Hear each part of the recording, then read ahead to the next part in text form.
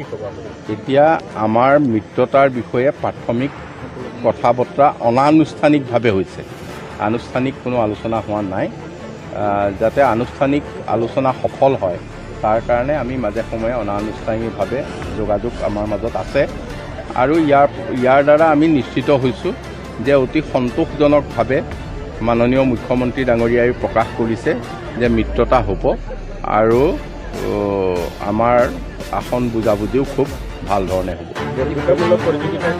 সেইটো আমি আজি বন্ধুত্বমূলকৰ কথা আমি ভবা নাই, সেইটো আলোচনা মজিয়ালৈ অনুসূচিত জাতিৰ যিটো আমাৰ ৰাজ্যিক কমিটি তেওঁলোকৰ কাৰ্যনিৰ্বাহক হৈছে, তেওঁলোকে তাতে অনুসূচিত জাতিৰ উন্নয়নৰ ক্ষেত্ৰত বহু সিদ্ধান্ত লৈছে। তাৰ ভিতৰতে আমি অৱগত কৰিছোঁ যে যেনেকৈ চিভিল ট্ৰাইবৰ বেল্ট ব্লক আছে তেনেকৈ আমি চিভিল কাষ্টৰ কাৰণেও আমি তেনেকৈ সংৰক্ষিত এলেকা এটা প্ৰস্তাৱ আমাৰ চৰকাৰৰ আছে, যেনেকৈ ট্ৰাইবেল বেল্ট ব্লক তেনেকৈ SC বেল্ট ব্লকৰ কথাও আমি ভাবিছোঁ।